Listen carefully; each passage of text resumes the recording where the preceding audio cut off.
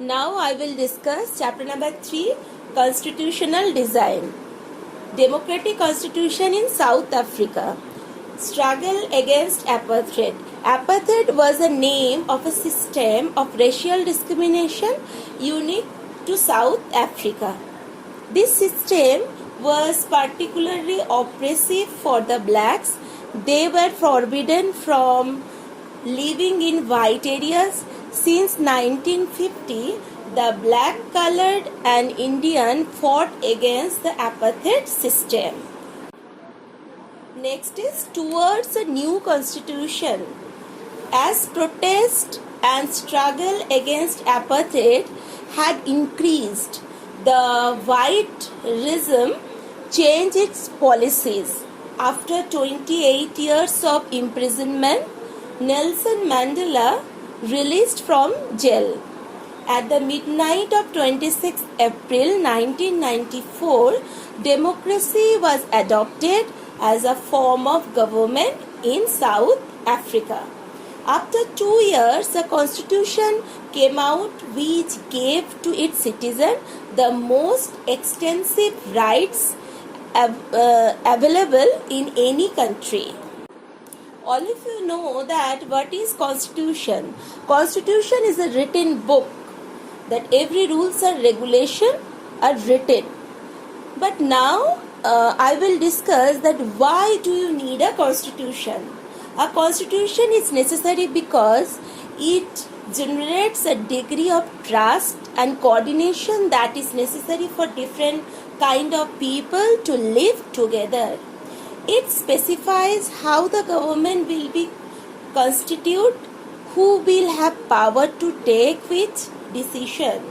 It expresses the aspirations of the people about creation a good society. Making of the Indian Constitution.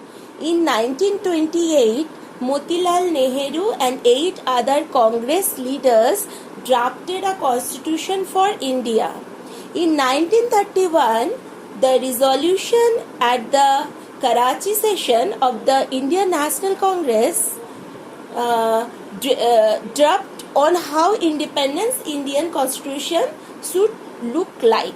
Factors contributed to the making of our Constitution are ideals of French Revolution, the practice of parliamentary democracy in Britain, the Bill of Rights in the US, the Socialist Revolution in Russia. Next is the Constituent Assembly.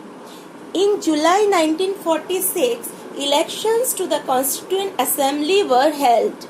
The drafting of the documents called the Constitution was done Constituent Assembly. Dr. Rajendra Prasad was the chairman of the Constituent Assembly. In December 1946, the first meeting was held. The Assembly adopted the Constitution on 26 November 1949, but it came into effect on 26 January 1950. To mark this day, we celebrate January 26 as Republic Day every year.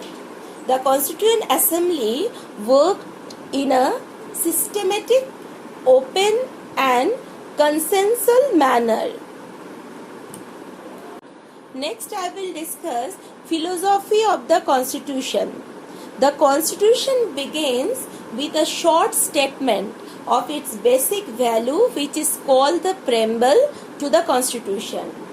The preamble focuses on justice, social, economic and political, liberty, expression, belief, faith and worship, the equality of status and of opportunity, etc.